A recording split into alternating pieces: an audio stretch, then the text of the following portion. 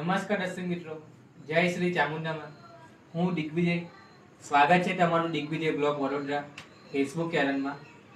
તો દર્શક મિત્રો, આપણે અત્યારે આવી ગયા છે ચામુંડા માતાજીના મંદિરે અને હું તમને આજના વિડીયોમાં એક વસ્તુ સમજાવીશ કે આપણે જે ચામુંડા માતાજી છે તેમનું નામ કેવી રીતે ચામુંડા પડ્યું, શું તેનો મહિમા છે અને શું બનાવ બન્યો હતો, શું ઇતિહાસ છે, તે બધું આપણે વિડીયોમાં જાણીશું. તો સૌથી પહેલા આપણે ચામુંડા માતાજીના આશીર્વાદ લઈ લઈએ. ઓમ ह्रीं क्लीं ચામુંડા વિચ્ચે નમઃ. જય માં ચામુંડા. તો દર્શક મિત્રો, હવે આપણે વાતની શરૂઆત કરીશું. તો કહેવાય છે કે વર્ષોના વર્ષો વીતી ગયા. અત્યારે કળયુગ ચાલે છે, સતયુગની વાત છે દર્શક મિત્રો.